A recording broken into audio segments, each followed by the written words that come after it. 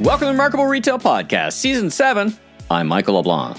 And I'm Steve Dennis. In this episode, we have another one of our very popular encore episodes, a chance for a second or perhaps even your first listen to an episode from our now pretty sizable back catalog that we think are well worth a second listen. This week, one of our solo episodes, Honey, I Shrunk the Store. Yeah, well, sometimes I just like to play around with the titles, and this is from way back in October 21. Simpler times. Well, in some ways, actually not. Some ways simple, in some ways more complicated, right? Yes. We're still trying to climb out of the COVID era. But the reason we did the episode in the first place was there was quite a lot of news about small store strategies. And there were small store strategies from folks like Macy's, getting off the mall with these more focused stores called Market by Macy's, as well as Bloomie's. A small version of a Bloomingdale's store. Kohl's had also recently announced that they plan to open 100 smaller stores as part of their strategies. Lots of talk about the so-called digitally native vertical brands making physical retail a big part of their strategy. So we had folks like Casper saying they were going to get to 800 stores. Spoiler alert, not happening. But others that were announcing aggressive store opening plans, as well as opening a decent number of stores. Allbirds and Warby Parker, they were all coming out with big numbers, right? Exactly. And then and some of it was more which we get into it, so I won't say too much about it, is what I would call more sort of value engineering. If more business is being done online, perhaps you don't need quite a big a store. Trying to wedge in smaller stores in, say, urban areas or more rural areas. So that's a little bit different thing, but Target and others were doing a bit of that. So there's just a lot of stuff going on in these smaller stores that we thought was worth talking about. So that was the impetus. I guess what I'll say just really quickly to kind of bring this a little bit more up to date, since it's been getting close to 2 years since we did this podcast. I would say there's still good interest in this. Maybe things have slowed down a bit. Macy's has continued to open these Market by Macy's stores, as has Bloomingdale's. Macy's is going to end up this year, or at least the plan is, to get to 12. So that's not exactly a breakneck pace. And Bloomingdale's is going to get to 3. So to me, this is still what I would call much more of a defensive strategy, particularly since Macy's has closed a lot of stores and they compete with a lot of players that are much closer to the customer. Kohl's, as far as I can tell, continues to go after this strategy, but they've been pretty quiet about it, and it feels like they've slowed down. But I don't know that for an absolute fact. Well, and they got several new sheriffs in town too, right? So so they may be under review, and their business, so they may be under review. Their business has been terrible, so they may not want to. They may need to slow roll the capital a little bit. IKEA, we talked to Vim on the podcast a few months ago, so I encourage people to go back. But IKEA is stepping up both the opening of the big blue boxes as well as this design studio strategy. So that's relatively new, but they seem to be going forward.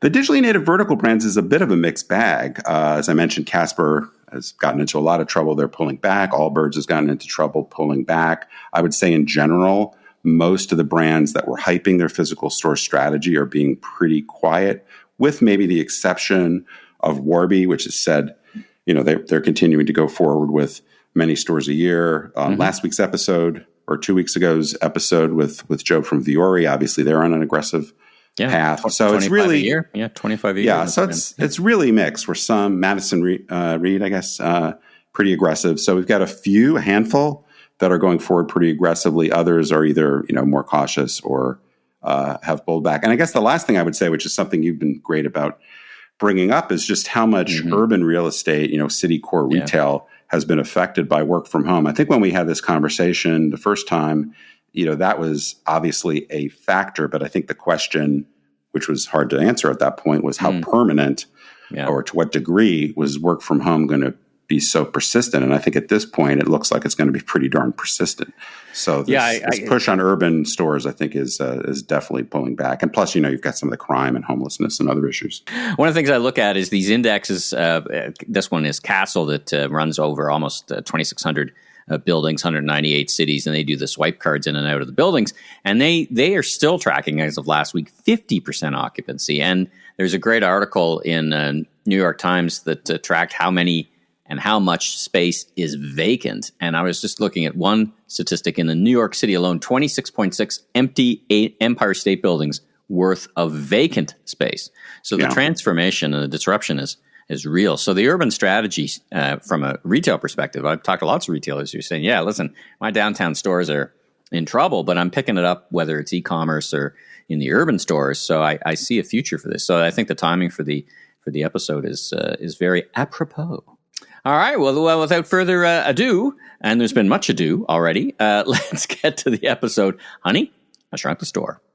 Well, Steve, we're back on the mic talking about stores. And in this instance, in this episode, you and I wanted to talk about small stores. Let's start at the beginning. Why would we have an episode around small store strategy? What's on your mind?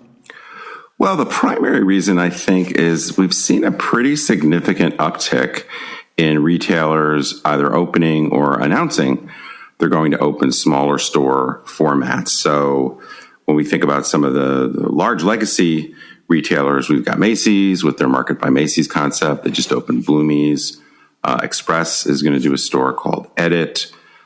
Target's I think they've got 50 or so smaller stores, either their urban city store or these university campus stores, IKEA, Amazon. So there's just a lot more activity on the part of legacy retailers with these smaller store formats in the last really 6 months or so. And then even though it's kind of a different thing, a lot of the digitally native vertical brands, as we've touched on, are accelerating their store strategies and going about it in a different way, largely showrooms. So they're pretty small format stores. So I think it's a little different thing. But yeah, there seems to be a real uptick. And actually, I expect we're going to see even more of this as we move ahead. Let's talk about it. Is this something that was brought on by the COVID era, by the development of changes in retail? Is this all that new that retailers would examine different formats and different sizes? I don't think fundamentally. I think there's some different things going on here. But I was thinking about this prior to getting on the mic here.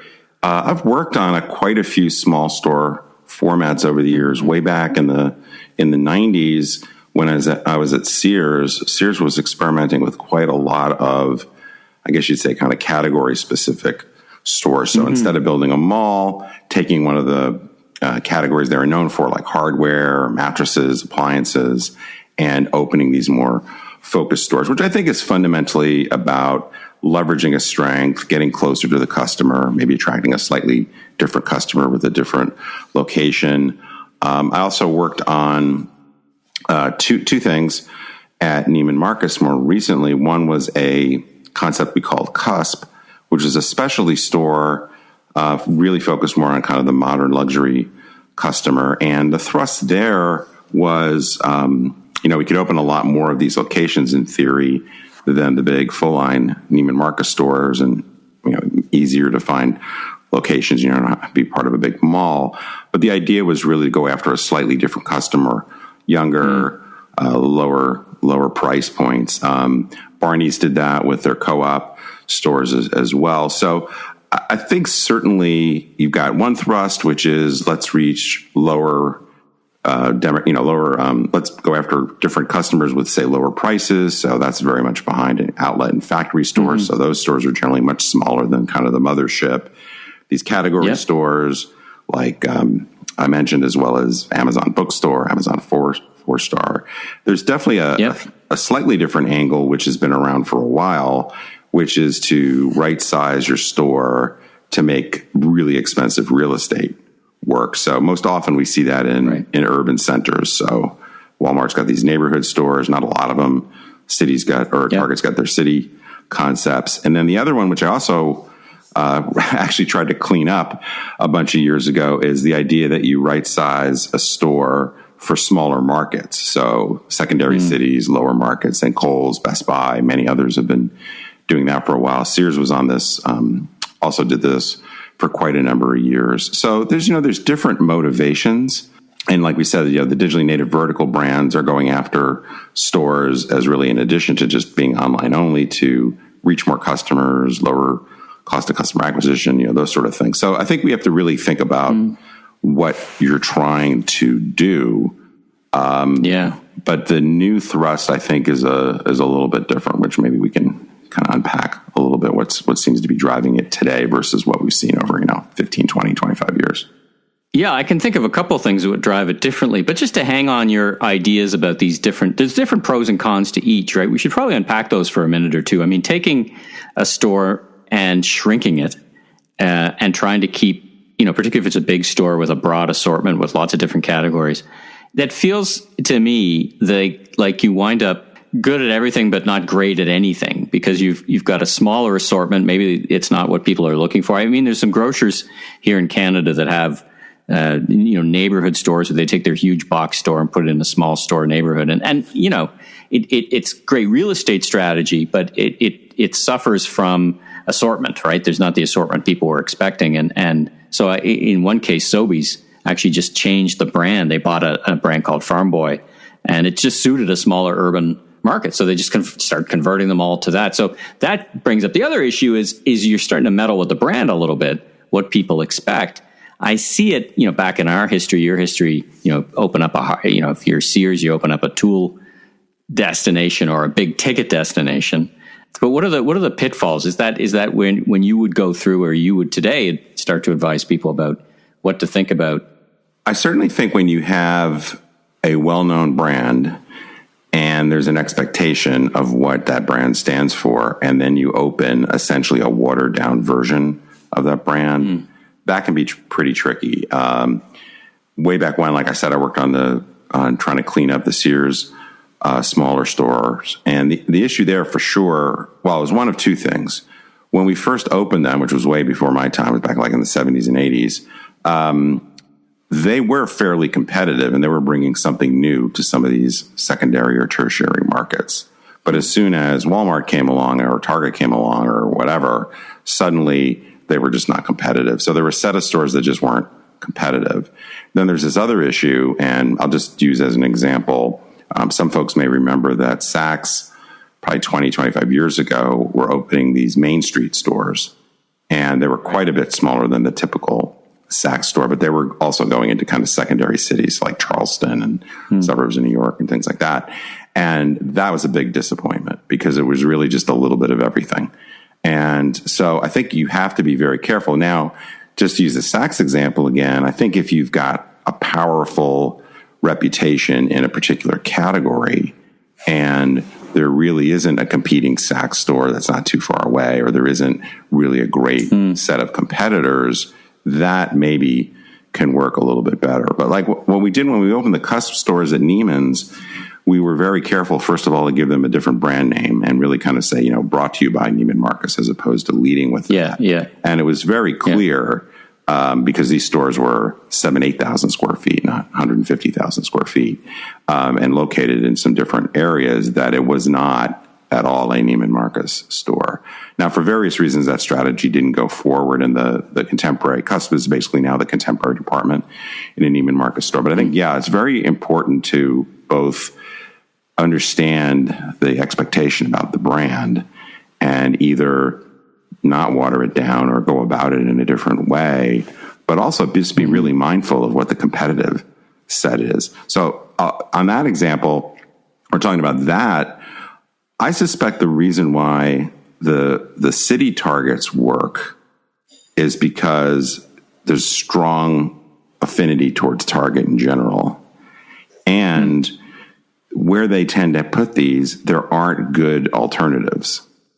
Because it's just too hard. There's no huge Walmart, down the street, or you're taking public transportation. And so just the hassle of getting there. So that's a really different thing than somebody just, jumping on the highway and driving 10 minutes to get to, the real Target or the real Walmart or the real Nordstrom.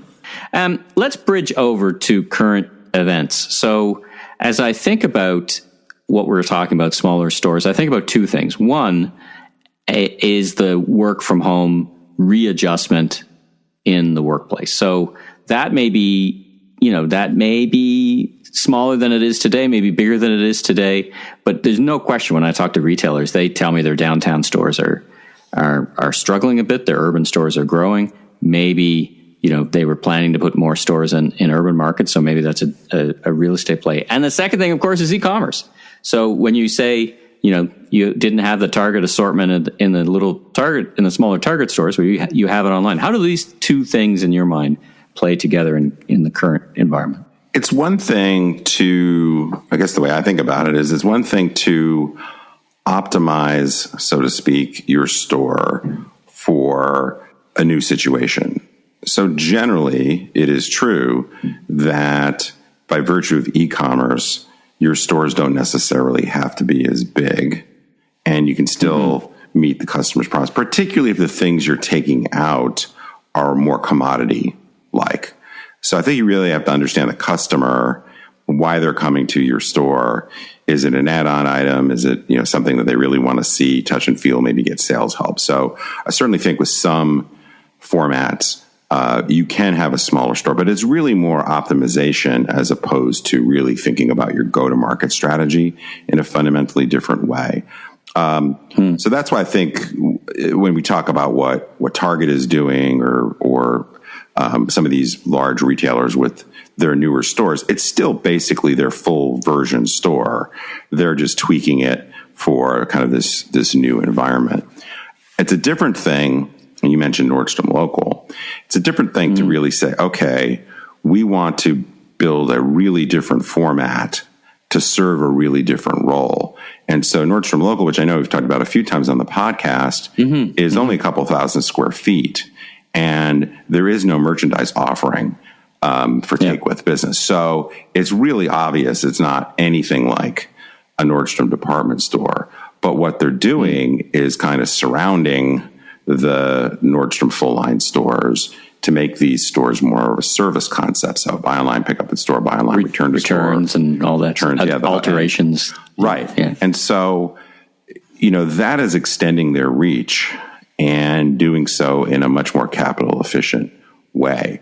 And brand consistent, because you're getting the best of both worlds. You're not setting expectations that this is a Nordstrom in what you're traditionally thinking about it, right? At the risk of stating the obvious, I think that, part of the way you get to this, because I've been asked this question a bunch of times, and it's hard to say, there's just one rule of thumb for all of retail, because there really isn't.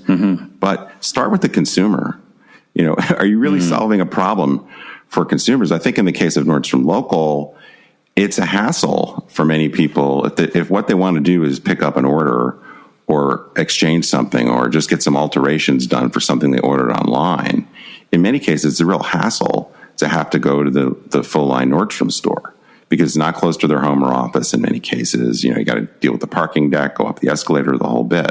So they're really leveraging strengths they have, but going after a few specific issues. If you want to go see the whole assortment, presumably it's worth driving an extra 15 or 20 minutes or planning for it as opposed to running into a Nordstrom Local after work or what have you. So I think you're really... a lot of cases, if the retailers are really just kind of optimizing a store to get the return on assets to be better, well, what are you taking out? And is the thing you're taking out really undermine why customers go to you in the first place? And so I think that's why we've seen some of these strategies fail. So you have to start with the consumer. You always obviously have to pay attention to the economics and the trade-offs and so forth. But I think we're going to see more of these kind of not necessarily singular purpose stores, but kind of more service oriented stores. The other thing I think is really specific to, not unique to just department stores, but I think is a real challenge to department stores. And I know we touched on this in a recent episode a bit, is if you're a large department store with this vast offering and you're continuing to close stores, you are making yourself less convenient to the customer who wants to go into your store, whether that's to see the merchandise, get sales help, or do a return. So I think the challenge, for completion here, just to remind people, so Macy's is pursuing a few small store strategies. One is their outlet store strategy, which, we already kind of talked about the reason for that. I think that strategy is probably 20 years too late, but, it's not inherently a flawed idea. Then they're trying these two other kind of specialty store concepts, one called Market by Macy's, and one which is Bloomies, which is a small store version of Bloomingdale's, which is part of Macy's. And here, these stores are much smaller, like 22,000 square feet. And they're edited, curated, as we like to say, but still a little bit of everything for everybody. And they've added some features and they're more modern and there's some cool technology and everything. But that, on the one hand, gets Macy's closer to the customer, particularly where they may have exited markets. But I think the question will be, how do they really develop that business? Who are they stealing market share from? Does the customer really need it? And I don't know the answer to that question. I do get a little bit worried that they may be really just kind of a watered down version of Macy's. And people may end up, like in the case of Bloomingdale's or Bloomies, that store outside of DC is like 10 minutes on the expressway or on the highway up to the Bloomingdale's store. And so, that's a really interesting trade-off. So that just opened, we'll see how that works, but that's a little bit different challenge, I think, to make those concepts work, because it could come across really as just a watered down version or not competitive with a set of retailers that are in the immediate trade area that they have to steal business from. Well, I like how you always bring this back to those two elements, many elements, but the whole what's in it for the customer, first of all. And then second, where's the sales coming from? Like, who are you taking share from? Now, we're in a weird time when there's retail growth everywhere. It seems, according to Rod from our last episode, there's lots of growth to be had and less products to be had, but that won't last forever. So it's who are you grabbing that market share from? I think you want to be able to not only have an offering that's of interest to the customer, competitively differentiated, all the stuff we just talked about, but realize that the role of your store, and in many cases, has a much more important service function going forward. And also, this marketing role, we've talked about that a few times. I think if you're Nordstrom's, your Macy's, whatever, having, it's a billboard, right? If you're just driving by. So that, again, that's, I think, a particularly vexing issue for the department stores that are retrenching. Like here in Dallas, and I think, separate episode probably on JCPenney, but Dallas is where Penny's headquarters is. And they've closed, 6 or 7 stores in the last couple of years. And so, and there are quite a few more, competing stores, whether you think about it as Macy's or Target or Kohl's or what have you. And so, they've made their brand less convenient for customers to go into and shop, but they also have reduced their marketing impression. And so as customers are driving around or going to a mall or going to a particular shopping center, they're seeing TJ Maxx a lot and they're seeing Ulta a lot and, all these other just not being thought of, brands. Right? Yeah. You just, you maybe you don't dislike JCPenney or whatever. You don't think ill of them. You just don't think of them at all.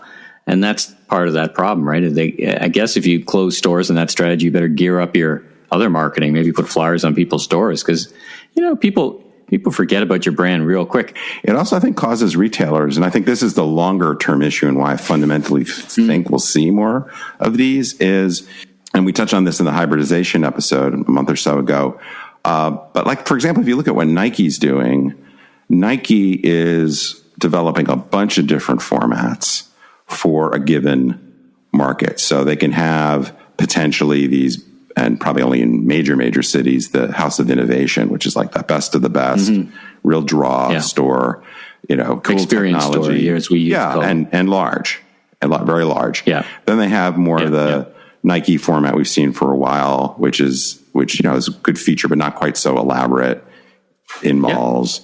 But now they've got Nike Live, which is a smaller store, more local, more kind of a membership model. They've got Nike Rise, which is kind of in between the House of Innovation. And so, for all I know, they may have pickup only stores, right? If you want to order something on Nike on Nike.com and want to get it close to your office, maybe they got pickup lockers or something like that. So I think you have to step back and say, well, what are all the things we're trying to do to grow share of wallet with our customers, extend our reach, deal with convenience, which in some cases is, .com. That's the way to make it convenient. partner and deal with unit economics as we both observed from our last episode with Rod Sides. He's such a funny way he put it, but it was very clever. The consumer's part of the supply chain.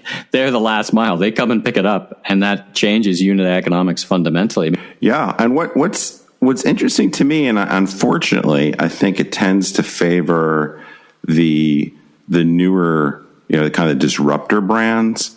Is, so whether we're talking about digitally native vertical brands or, maybe these delivery models or what have you. Indochinos of the world or whatever. Yeah. Well, they're leveraging, in many cases, a low cost of capital. And they're getting to, when they expand, they get to open the latest and greatest thinking. And with all this knowledge about where retail is moving. So to your earlier point, if we are going to lose some business in the urban cores, and go more, say, to suburbia or different types of centers, the guys that are able to open a lot of new stores, well, they get to put that format there. And then you've got the Macy's of the world that are like, oh, crap, we got 600 or whatever they have now, these huge stores. And if we had to do it all over again, we'd probably put, this new thing across the street, but because that's kind of where it wants to be. But we already got this big investment. So I think it's harder, not impossible, for some of the legacy players to move. But someone like Nike or Nordstrom, I think among the established players, they're a little bit better positioned because they're not so trapped in all this old massive real estate that it's kind of fully depreciated. So anyway, we'll see. So I think that's a challenge, kind of the innovator's dilemma. If people are familiar with Clayton Christensen's book, that some of these insurgents have the advantage of, a bunch of advantages. Some of them are cultural as well, new technology, blah, blah, blah, all the things that make innovation hard. So we'll see. I think, but like I said, I think there's going to be this desire to really develop a more hybrid strategy on the part of different physical formats, but certainly linking them or very much recognizing the degree, what e-commerce does to the economics, the different ways of doing fulfillment, whether you go to store, have it home delivered, et cetera. So it's a really, really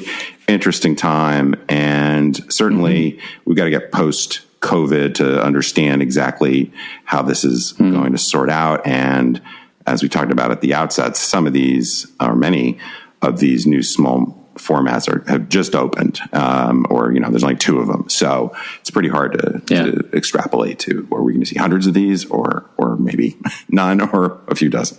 Yeah, I was gonna say, let's go to Vegas and make a bet on how much and how deep the strategy goes. But I'm actually very optimistic about the future of retail innovation from a store perspective, because I think in the past 18 months.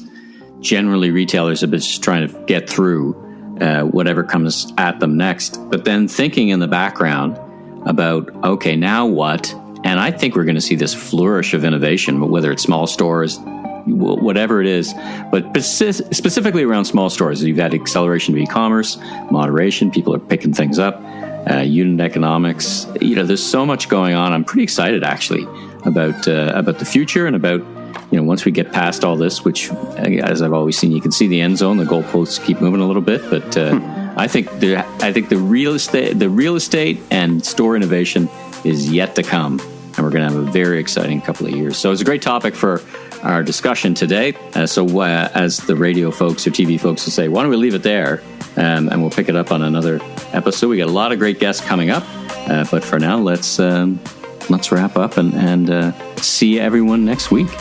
If you like what you heard, please follow us on Apple, Spotify, or your favorite podcast platform so you can catch up with all our great episodes, including our recent interview with Carrie Baker, President, Canada Goose. And be sure to drop us that 5-star review where you listen to your podcast. It really helps us spread the word.